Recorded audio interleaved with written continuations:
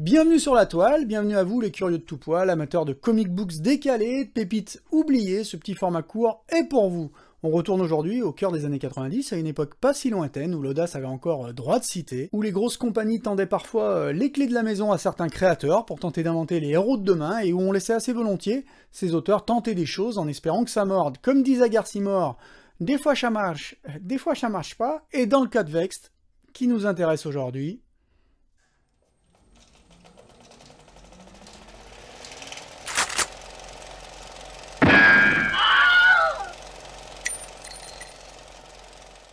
DC Comics, milieu des années 90, Batman continue de cartonner sur les écrans et tout autour du globe, avec un troisième film, et la compagnie vient de créer sa mythique branche Vertigo, dans le but de conquérir un nouveau public plus mature, avec des propositions très adultes, assez violentes, à forte connotation sexuelle, allant du polar à la SF en passant par de l'inclassable.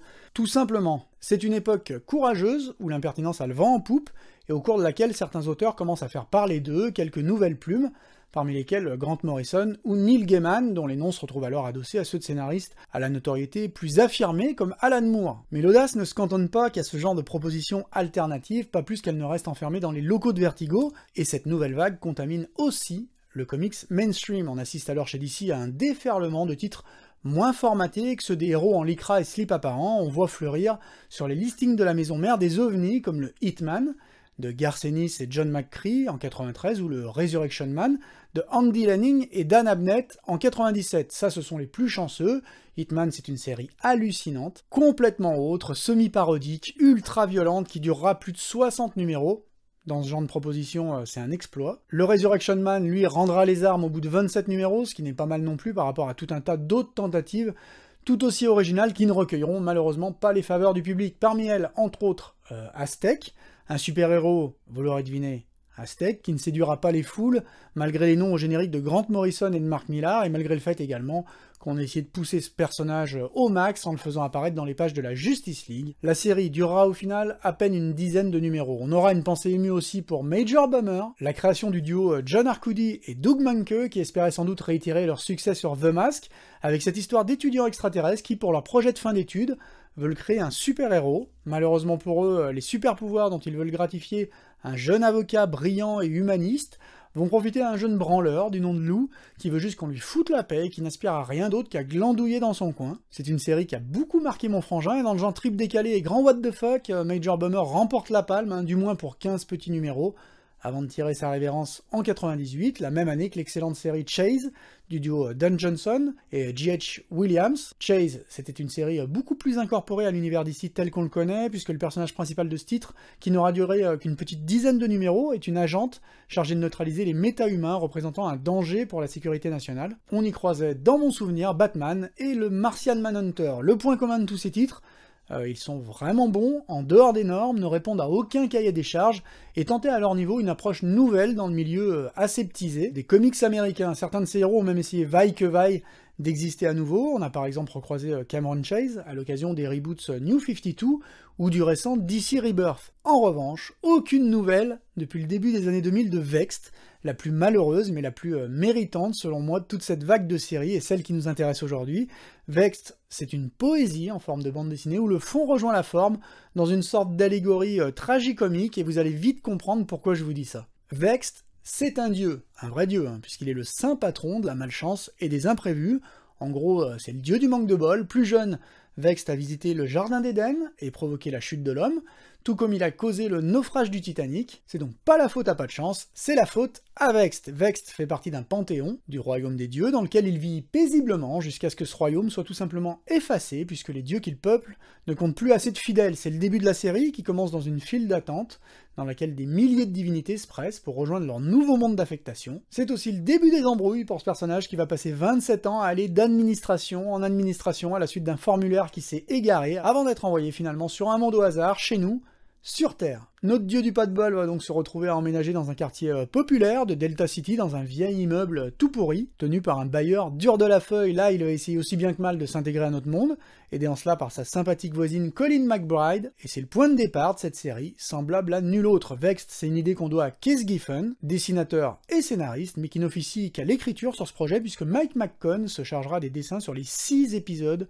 que durera la série. Et oui, vous ne rêvez pas, 6 épisodes seulement avant l'inévitable annulation du titre, qui était envisagée comme une parution régulière, et même pas comme une mini-série. C'est dire si DC ne craignait pas d'aller au casse-pipe. Bref, Keith Giffen, pour la petite histoire, c'est lui qui a créé Lobo, il a beaucoup bossé sur la Justice League, Mike McCone, lui, a beaucoup collaboré avec Marvel, et DC, il est resté assez longtemps sur la série Exiles, pour Marvel, il a touché chez DC à Superman, Green Lantern, la Justice League, et donc, c'est 6 épisodes de Vexed. Alors vous aurez compris un peu la rythmique de la série, on a ce personnage principal poissard mais attachant, à qui va arriver tout un tas d'emmerdes, n'ayons pas peur des mots, et qui va, malgré lui, se retrouver au centre de situations assez délicates. Vexed débarque sur Terre dans le premier numéro, passe son permis dans le deuxième, se retrouve à sauver l'humanité sans le savoir dans le numéro 3.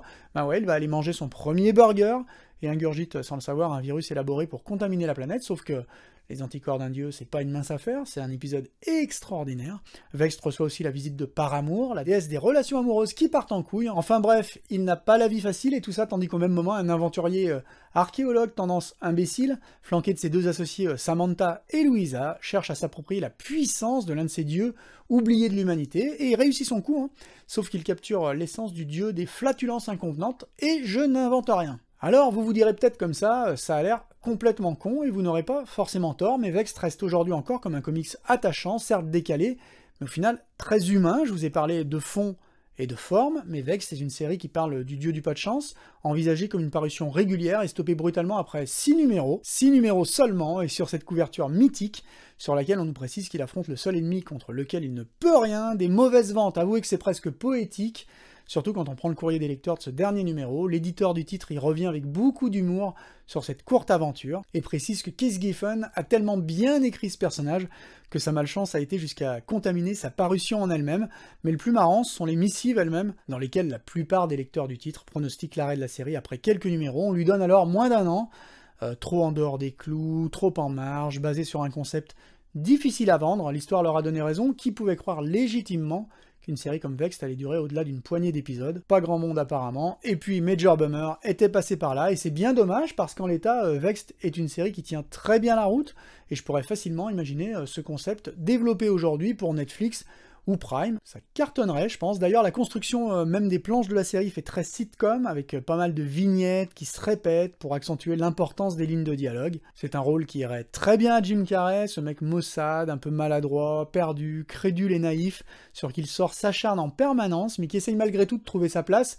avec sa seule bonne volonté, sans plonger dans toutes les subtilités de cette poignée de numéros, et c'est très subtil, surtout au niveau des échanges et des dialogues qui sont juste parfaits. C'est très humain, les personnages secondaires sont tous bien traités, la relation naissante avec la voisine Colin est très touchante, et Vexed en lui-même est un anti-héros attachant, et on se surprend à lui souhaiter intérieurement de trouver une forme d'apaisement, le bonheur, tout simplement. Alors c'est certes dommage que cette série hors norme n'ait duré que 6 numéros, puisqu'il y avait, je pense, encore beaucoup à raconter, et que dans de meilleures circonstances, avec du temps, Vexed aurait pu trouver toute sa place, sa petite place dans l'univers d'ici. Le sort en a décidé autrement, mais en l'état, Vexed reste comme une agréable lecture, et surtout cette histoire se tient sur ces 6 numéros avec un début et une sorte de conclusion que je trouve satisfaisante. Je trouve les 2 dernières pages de la série absolument sublimes, avec ce dialogue à double sens et ce héros qui sourit enfin, un demi-sourire, mais un sourire quand même. On a vraiment le sentiment de le laisser à un beau moment de son existence, et que sa chance, ou plutôt sa malchance, va enfin tourner. Personnellement, quand je me suis replongé dans la lecture de Vexed,